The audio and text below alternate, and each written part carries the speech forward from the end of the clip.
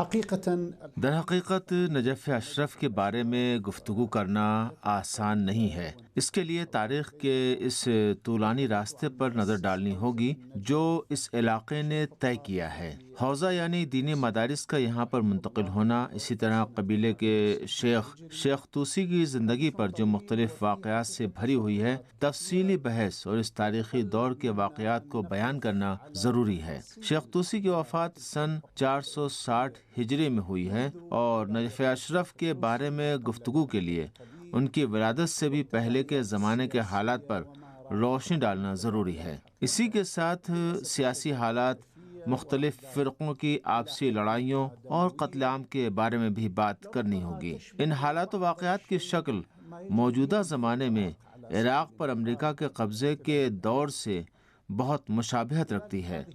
اس لحاظ سے کہا جا سکتا ہے کہ اس علاقے اور امت اسلامیہ کے علماء کے اس عظیم مجموعے علماء پیروان آل محمد علیہ السلام اور فرقہ اثنا عشری نے سیاسی، عقیدتی اور جغرافیائی حالات و حادثات کے طویل مراحل طے کیے ہیں، اور ظاہر ہے کہ اس بارے میں گفتگو بھی مفصل اور طولانی ہی ہوگی۔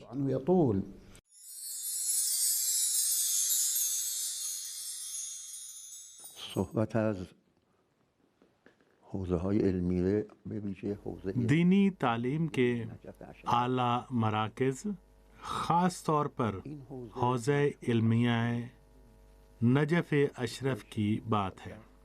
یہ علمی مرکز کے بارے میں مشہور ہے کہ اسے 460 ہجری قمری میں وفات پانے والے شیخ الطائفہ محمد جعفر الطوسی نے قائم کیا تھا۔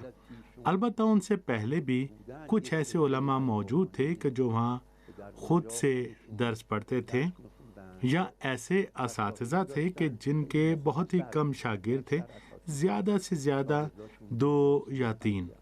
لیکن دوسری جگہوں پر من جملہ بغداد میں شیخ مفید تھے اور ان کے بہت سے شاگرد تھے۔ اسی طرح ان سے پہلے شیخ صدوق تھے کہ جو شیعہ مفاخر میں سے ہیں، اور امام عسکری علیہ السلام کی جانب سے ان کو لکھا گیا وہ مشہور خط کتابوں میں موجود۔ نجف اشرف اور اس کے حوزہ علمیہ کا موضوع ہمیں اس تاریخ کے اندر لے جاتا ہے جو سماجی، سیاسی، ثقافتی، علمی اور دوسرے بہت سے میدانوں میں رونما ہونے والے مختلف حادثات و تغیرات کا مخزن ہے۔ ہمیں اس تاریخ میں وہ حالات نظر آتے ہیں جو نجف اور عراق پر چھائے ہوئے تھے۔ وہ حکومتیں اور بادشاہ نظر آتے ہیں جنہوں نے اس علاقے پر پے در پے حکمرانی کی اور حوزہ علمیہ پر اپنے مثبت یا منفی اثرات چھوڑے۔ 448 ہجری میں شیخ طوسی نے بغداد سے نجف اشرف ہجرت کی۔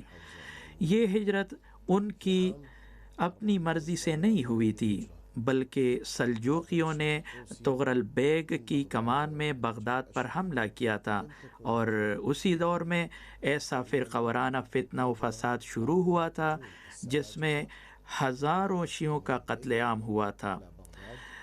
اس کے علاوہ فقہ کی تدریس کی کرسی جو عباسی خلیفہ نے شیخ طوسی کو عطا کی تھی، اس کا خاتمہ ہو گیا اور ان کے کتاب خانے کو بھی نظر آتش کر دیا گیا۔ مورخین کا بیان ہے کہ فرقہ وارانہ فسادات اور سلجوقیوں کے حملے کی وجہ سے دریائے دجلہ لاشوں سے بھر گئی تھی۔ شیخ محمد ابن حسین طوسی کہ جنہوں نے ایران سے بغداد ہجرت کی تھی تاکہ عباسیوں کے دارالحکومت میں علم حاصل کر سکیں، انہوں نے شیخ مفید اور سید مرتضیٰ کے آگے زانوی تلمذ طے کیا، اور سید مرتضیٰ کی وفات کے بعد بغداد کے ایک معروف عالم بن گئے، اور اس زمانے کے مورخین نے انہیں شیخ طائفہ کا لقب دیا تھا۔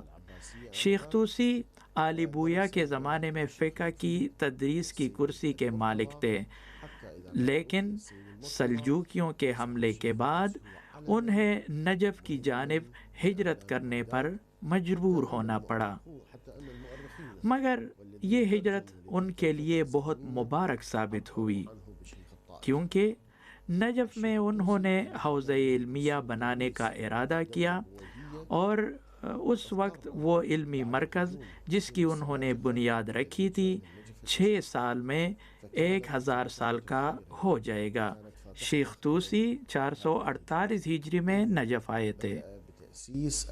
مكانة النجف نجف کا دینی، علمی اور فکری مقام، یہ سب امیر المومنین حضرت علی علیہ السلام کا مرہون منت ہے۔ حضرت علی علیہ السلام کی قبر بننے سے پہلے وہاں کسی قسم کی سکونت کے آثار نہیں ملتے، وہاں کوئی آبادی نہیں تھی، اور اس کی وجہ وہاں کی آب و ہوا نیز جغرافیائی دلائل تھے۔ اس بنا پر کہا جا سکتا ہے کہ دینی اور علمی سرگرمیوں کا آغاز ہی مفکرین اور طلباء کے نجف اشرف کی جانب قدم بڑھانے کا سبب بنا تھا۔ کچھ لوگ ایسے بھی ہیں جو سوچتے ہیں کہ حوزہ علمیہ کی مرکزی حیثیت اور نجف میں علمی و دینی تحریک کا آغاز 3 ہجری کے آخری برسوں میں شروع ہوا، یعنی عباسی خلیفہ متوکل اور اس کے بیٹے منتصر اور معتضد عباسی کی ہلاکتوں کے بعد،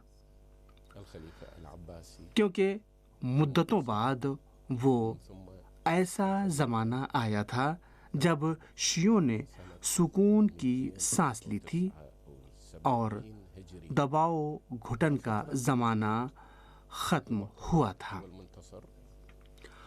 اس دور میں شیعوں کو یہ موقع ملا تھا کہ وہ زیارت کے لیے نجف جا سکتے تھے، اور پھر زیارت، سکونت اور امیر المومنین حضرت علی علیہ السلام کے حرم کے اطراف میں تدفین قانونی ہو گئی تھی۔ اس زمانے کے بعد سے ہی طالبان علم نجف اشرف کی طرف جانے لگے، اور نجف کی علمی سرگرمیاں کوفے کی علمی سرگرمیوں پر اثر انداز ہونے لگی۔ فالنجف لها أثر بالحركة العلمية الموجودة في الكوفة۔ 4 صدی ہجری میں اور اس سے بھی پہلے سے کوفہ کے علمی خاندانوں نے نجف میں آباد ہونا شروع کر دیا تھا، اور یہ چیز نجف کی علمی حیثیت کو بڑھانے میں بہت مؤثر ثابت ہوئی تھی۔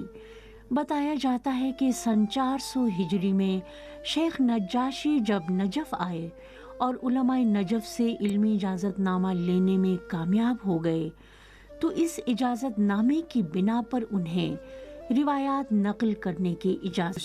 شیخ طوسی خدا ان پر رحمت نازل کرے سن 385 ہجری میں ایران کے طوس شہر میں پیدا ہوئے تھے۔ ایران کا نام اس زمانے میں فارس تھا۔ یہ صحیح ہے کہ ایران بہت قدیمی نام ہے، لیکن 1925 عیسوی میں رضا شاہ پہلوی کے برسر اقتدار آنے سے پہلے پورے ملک کو ایک سیاسی نام کے عنوان سے ایران نہیں کہا جاتا تھا۔ بہرحال شیخ طوسی 385 ہجری میں شہر طوس میں پیدا ہوئے تھے۔ یہ شہر ایران کے شمال اور شمال مشرق میں واقع انتہائی اہم علاقے خراسان کا ایک شہر ہے۔ في أطرافها الشمالية والشمالية الشرقية۔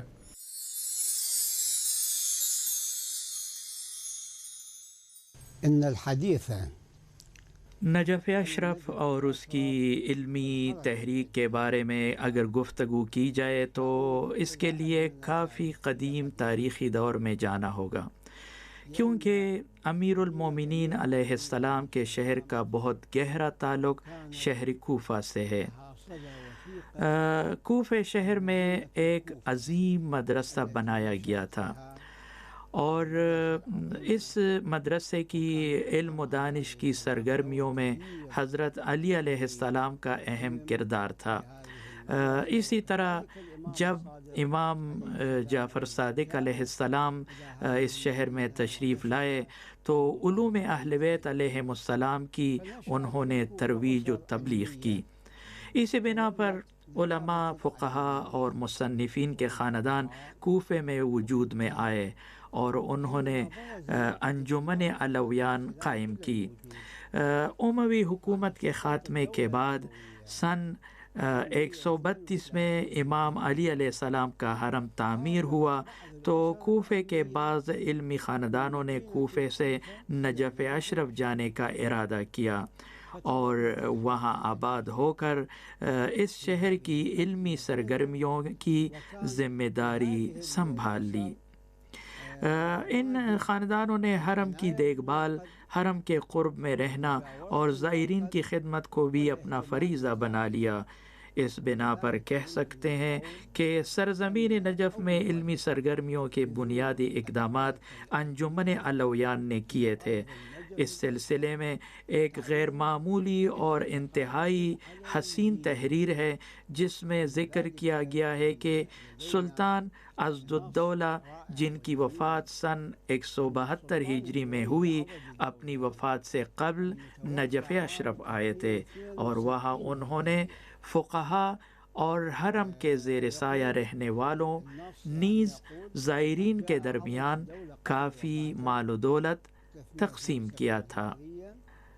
اس سے پتہ چلتا ہے کہ عضدالدولہ کے دور میں یعنی 4 صدی ہجری مطابق 10ویں صدی عیسوی میں نجف میں علمی سرگرمیاں جاری تھی۔ اگر شعری قصائد پر نظر ڈالیں تو وہاں کی علمی تحریک سے متعلق بہت سی نشانیاں ملتی ہیں۔ ان کی فہرست موجود ہے۔ ایک شعر ہے جس میں کہا گیا ہے: سلام و درود ہو اہل صلح، اہل علم و شرافت پر۔ جی ہاں، یہ شعر موجود ہے جو نہایت ہی خوبصورت شعر ہے اور اس سے پتہ چلتا ہے کہ اہل صلح و اہل علم و اہل شرافت کون لوگ تھے۔ بیت من الشعر جمیل، سلام علی اہل السلام۔ مثل همه حوزه‌های علمی حوزہ علمیہ نجف دوسرے شیعہ علمی مراکز کی مانند ہر چیز سے زیادہ فقہ کو اہمیت دیتا تھا، علم اصول کو اہمیت دیتا تھا۔ مختلف ادوار میں یہ اہمیت کم اور زیادہ ہوتی رہی ہے، لیکن ہم تقریباً کہہ سکتے ہیں کہ اس تمام عرصے میں فقہ سر فہرست رہی ہے، لیکن اس کا یہ مطلب نہیں ہے کہ نجف کے حوزے میں باقی علمی شعبوں اور مضامین پر توجہ نہیں دی گئی ہے۔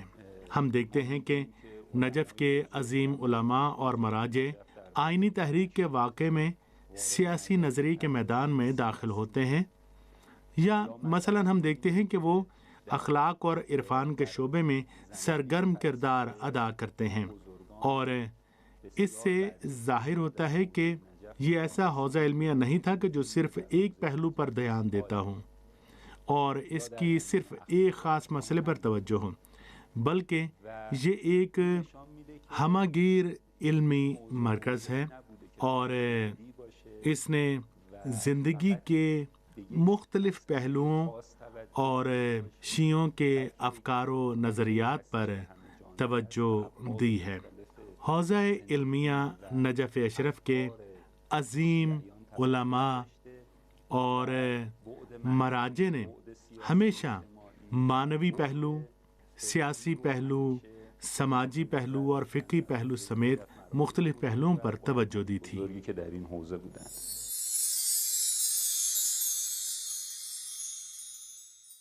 الحوزة العلمية الشريفة في النجف الأشرف۔ نجف اشرف کا حوزہ علمیہ حقیقتاً ایمان، جہاد اور صبر کے قلعوں میں سے ایک ہے۔ اس کے ذریعے علوم آل محمد علیہم السلام پوری دنیا میں پھیلے۔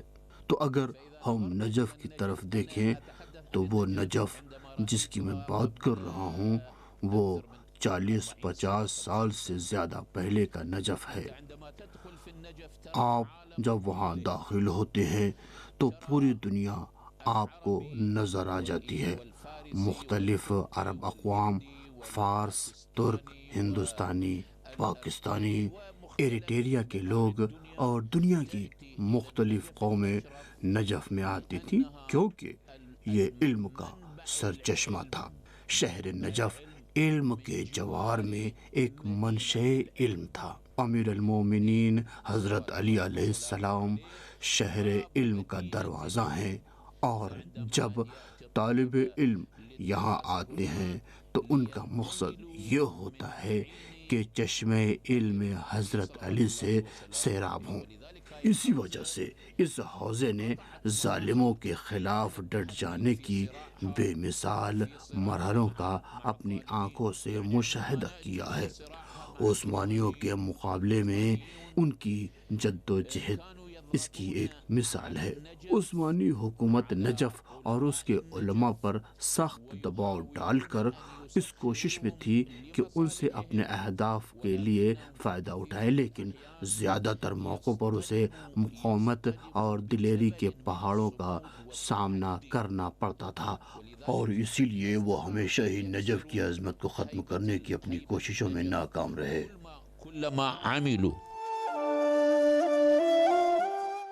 اسلام کی شروع کی صدیوں میں تہران کا حوزہ علمیہ رے کے علاقے میں کافی فعال تھا، اور بہت سے مشہور و معروف مفسرین جیسے کہ فخر رازی اور قطب الدین رازی نیز معروف حکیم اور فقیہ حضرات تہران میں رہتے تھے۔ اس کے باوجود تہران کا حوزہ علمیہ 300 یا 400 سال سے زیادہ قدیمی نہیں ہے۔ اسی طرح قم کا شہر بھی اگرچہ بہت عرصے سے شیعوں کا اہم علمی مرکز رہا ہے، لیکن قم کے حوزہ علمیہ کی اصل فعالیت جو سماجی پیشوائی اور دین و معرفت اور شیعوں کے معاشرے کے سیاسی مسائل سے متعلق ہے، اس فعالیت کے آغاز کو ابھی 100 سال سے کچھ ہی زیادہ کا عرصہ گزرا ہے۔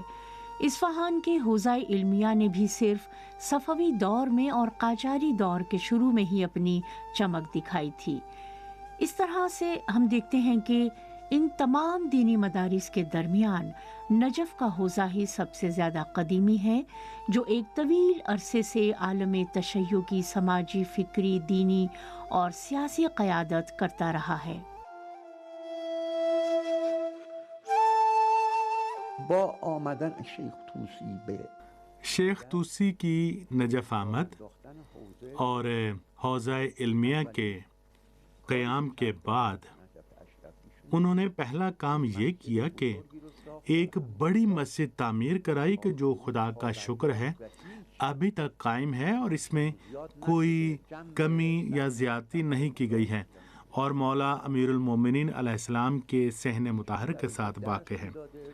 وہ وہاں پر درس دیتے تھے اور بہت سے شاگرد اس میں شرکت کرتے تھے، اطراف و اکناف سے، ایران سے، شام کے علاقے سے، اور خاص طور پر بغداد سے، کیونکہ خواجہ نظام الملک نے بغداد میں بہت ساری یونیورسٹیاں قائم کی تھیں، شاید 12 عدد، حتیٰ ایران کے شہر نیشاپور میں، خوزستان میں، شہر رے میں، ساوے کے نزدیک آوے میں قائم کی، لیکن یہ سب آہستہ آہستہ نجف اشرف میں ضم ہو گئی۔